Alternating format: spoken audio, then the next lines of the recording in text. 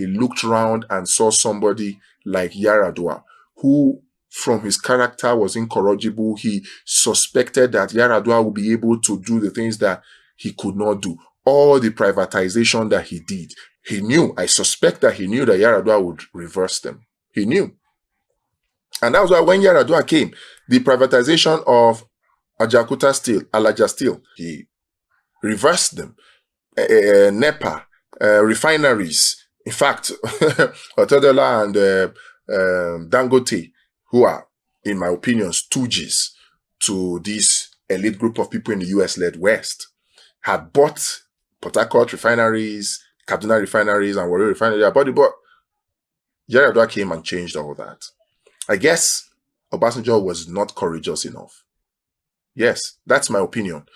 And so he thought that he could do one good thing while living, and that's to give us Yar'Adua. And Yar'Adua is the best president in Nigeria's history. I'm a Southerner, I'm a Christian, but tribe aside, religion aside, Yar'Adua is the best president Nigeria ever had. And he was nationalistic, and he was leaning towards Russia. And because of that, he took him out. Many people think, oh, he was sick, he was sickly, he was sickly. Yar'Adua was taken out because he was leaning, he was undoing everything that was in the interest of this elite group of people in the US-led West. He was undoing them. And so they were dealing with him. He didn't know. He didn't know. These people, they are wicked. Look at how Abacha was taken out. Rumors have it that it was this Palestinian leader. Yes, is it Yasser Arafat? Yes, I think so. Rumors have it that it was when Arafat came to visit him that he probably put some biological weapons in his handshake. And it was after that handshake that he could not get himself anymore. And before he knew it, he died. And of course, they gave all this story about the apple some girls gave to him. That's a lie. I believe that it was the biological weapons thing, that he probably used somebody that he trusted. And that's how they always worked. Maybe the Palestinian leader knew, maybe he didn't know, but somehow they were able to manage to do it. They shook hands with Abacha, and that was why he died. Similar things happened even to MKO Abiola too. A lot of these things happened. Many people think that it is because of internal fightings. No, it is the manipulations of the external forces that would not want Nigeria to develop, because they fear that if Nigeria is developed, then it is a problem for them. And truly it will be, because it will be a level playing field. All the enjoyment that they're enjoying there today will be enjoying them here. It will be a level playing field. They don't want to pay for the resources they are getting, the fair price. So they will use corruption. They created corruption. And it continues. So they took out Yar'Adua. In fact, the way they took him out was so systemic. Just like they took Abacha out, you would want to put it on Yar'Adua's sickness. Yar'Adua was sick, yes, but the sickness was treatable. Look at, they treated Buhari, didn't they, after he agreed to change ways? In fact, when he refused and decided to start going towards China, like Tinubu was doing at a later point, did they not instigate the ASSAS? They instigated it. This ASSAS protest was, it got the buy-in. I would not say it was started. It was not started. They saw it, this elite group of persons in the US-led West. They saw it as an opportunity and they bought into it. So they brought in they have financial muscles. Forget it. This country, there are people you see as your neighbor. They are working with the IMF and the World Bank. They are working with this elite group of people in the US-led West. They are traitors amongst us who care only about the big cars that they want to drive. They want to drive the latest cars. And so they would sell their brother and sister to just get the car, not minding that a whole country is destroyed in the process. There are so many people like that.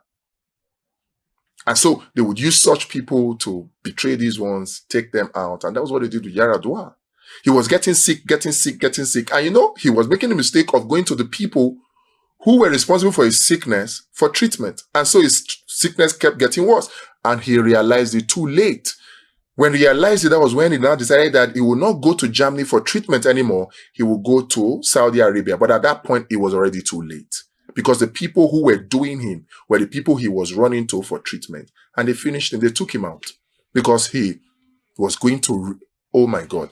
The Uwaise report that we're talking about was done during Yar'Adua. If Yar'Adua has implemented the Uwaise report, we will not be talking about this nonsense that is going on under Mahmoud's INEC. We won't be talking about the nonsense that is going on under this so-called tribunal with the rubbish judgment that they gave. Judgment without justice. We won't be talking about it. So they didn't want that development to come. And so they took out Yar'Adua. They have always done this to us. We need to understand this. It is crucial that we understood this. And that's why I am taking my time to explain this. I beg you, please, if you're still watching, I appreciate you. Thank you. But we need to come together. We need to make noise. This is the only safety net. This is the only safeguard we have at this time. They have weaponized poverty. They have weaponized ignorance to so much that it will only take our collective making so much noise to free Nigeria. No single individual can. No single individual can. It is for this same reason that they will not allow somebody like Peter Obi to be president of Nigeria, because he will do to Nigeria what an Obafemi Awolowo would have done. You know, the whole arrangement that was made to bring Buhari in was, we all know how it came. It was Tinubu that brokered it. He took them, the APC, to America. They said they were appointing the Obamas and all that. A lot of things went on behind the scene, and he was able to push, not in my own words, now he's the one that said it, he was able to push Buhari on Nigeria. And after what Buhari did, Buhari wanted to start getting some sense, you know, and doing some good things, and then they would not allow him. They would not.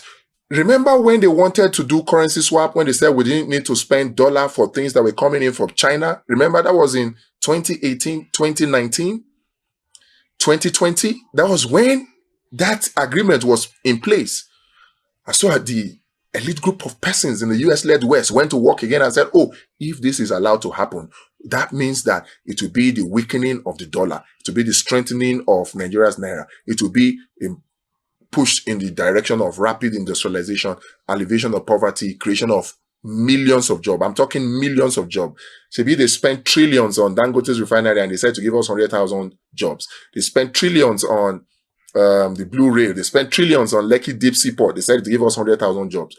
In all, 300,000 after selling Nigeria to Nigeria's enemies.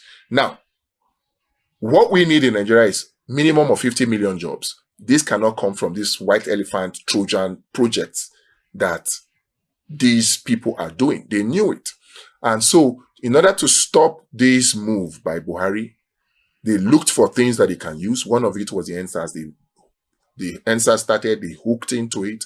And when Buhari stopped his project, they stopped the ASSASS. They know how to destabilize a country. They know how to destabilize a country. So many of the things you heard, they own the media. They own the media. When did Nduka Obaigbenna get money to set up Arise News? Where did John Momo get money to set up channels? It is humongous money that's required. And if you look behind the curtains, you'll find out that, in fact, Nduka Obaigbenna, the owner of Arise, the chairman of Arise News, let me not say owner because they are just front persons. He was working with NTA before. Is it Federal Radio Corporation of Nigeria? Working with the government. Where did he get the money? And then come and explain to us. You'll find out that the so-called investors that are subsidiaries of companies that are linked to the International Financing Corporation, which is the IFC, which is an arm of the IMF and the World Bank. And then you have organizations like the International Investor Bank, right? IBDG, and you have groups like BlackRock, ESG, and the likes, who behind the scenes are pulling the string. They are the ones that are controlling the world.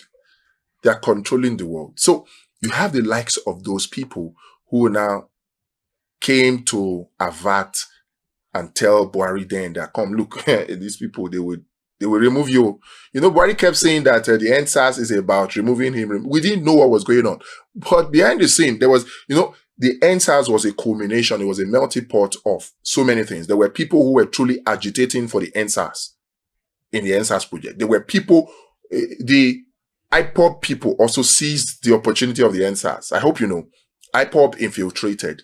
These people that were backed by the IMF and the World Bank, they also infiltrated. So many people took advantage. They seized the opportunity of the NSAS to do different things. So Buhari kept talking about, oh, the NSAS is to remove me. So we did not understand what was happening because there was an arm or a group of persons in the NSAS protest that was being backed by this elite group of persons in the US-led West that are behind the IMF and the World Bank, who were the ones sponsoring people. Money was coming out to buy food. Where was the money coming out from? Ask yourself, why is it that we have not been able to get that kind of protest again? Because the leaders that they are forced on us now are leaders that are dancing to their tune.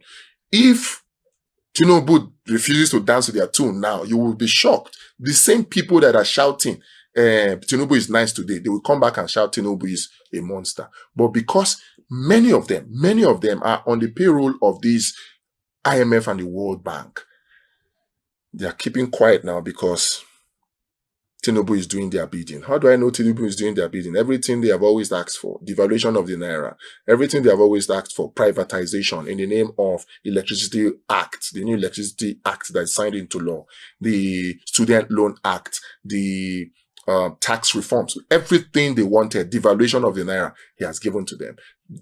Destruction. You see, shit. We need to wake up. The only safeguard we have now is to make noise. We need to rally around each other, come round. This is not about Labour Party or APC. There are victims everywhere.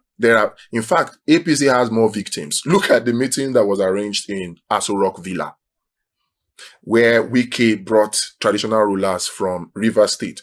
Was Amici there? He was not. Amici is an APC member. Is he not a victim? He's a victim. And that's a high-ranking victim. And there are low-ranking victims. I have friends who used to shout, APC, shout Tinubu. The policies of Tinubu now has rendered them handicapped. So there are victims across the political parties. This is not the time for us to shout political parties anymore. This is the time for us to come together as oppressed against the oppressor. This is that time. And we need to come together and make noise. There's a lot of enlightenment that needs to go on. And we need your support. In whatever way you can, do it. But noise, we must make, really.